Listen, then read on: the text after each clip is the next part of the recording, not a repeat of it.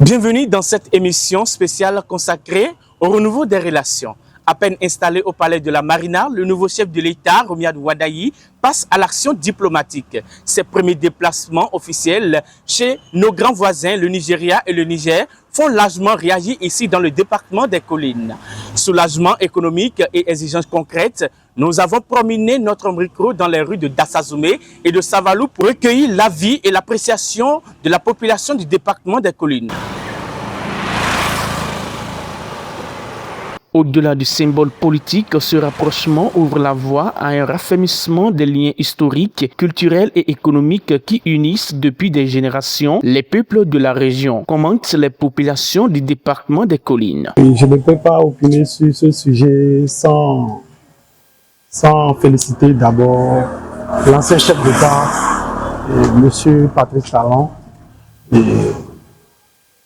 Au moment où cet événement avait eu lieu, tout le monde avait eu peur. Le Bénin avait peur, les Béninois avaient eu peur. On n'était pas sûr que l'économie béninoise allait tenir, notre port allait tenir jusqu'à présent, mais ils ont pu être résilients jusqu'au jour d'aujourd'hui. Donc il faut féliciter ça d'abord. Deuxièmement, je tiens aussi à féliciter le chef de l'État actuel, le président Romiad Wadayi, qui a été vraiment compréhensif et qui a tenu faire les premiers pas parce que son pas a été vraiment offensif et ça veut dire qu'on a beaucoup à attendre de son régime. Donc nous sommes vraiment contents et on attend beaucoup de résultats de la part. On souhaite que ça soit vite fait, on souhaite que les pas avancent vraiment. C'est une bonne chose parce que qu'il vous souvienne que ces dernières années, la diplomatie s'est refroidie au niveau de la sous-région et quand il est arrivé, il a vu juste en allant donc dans ces pays et c'est une très très bonne chose. Je suis très satisfait par rapport à cette diplomatie parce que il faut, tel qu'on le dit, pour avancer, il faut ménager donc son entourage et c'est ce que le chef de l'État a vu en allant d'abord au Nigeria et par la suite au Niger et puis au Burkina.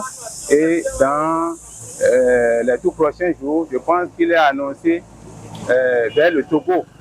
Et je pense que c'est une très bonne chose, c'est une initiative salutaire. Très positivement. Je ferai ceci de salutation qui est usuel et qui fait ça. C'est-à-dire c'est bien vu.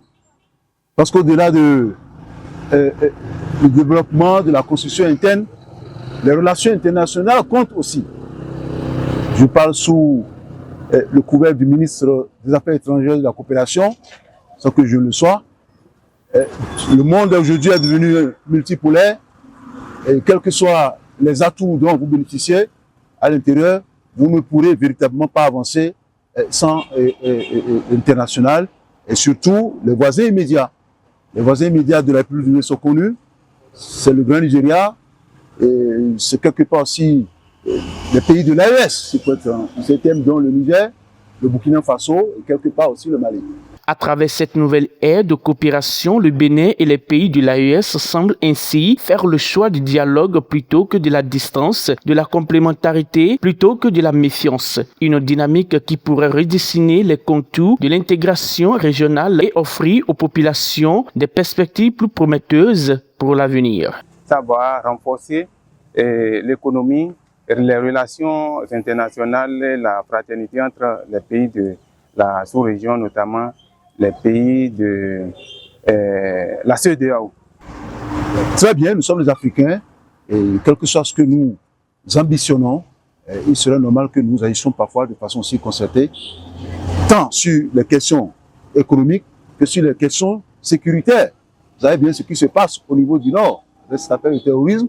La résolution passe forcément à travers une coopération inter-État sous-régional. Les frontières politiques s'apaisent, ce sont les peuples qui se rapprochent. Et dans cette marche vers une confiance retrouvée, le Bénin et les pays de l'AES écrivent peut-être les premières lignes d'un nouveau chapitre de coopération et de la prospérité partagée.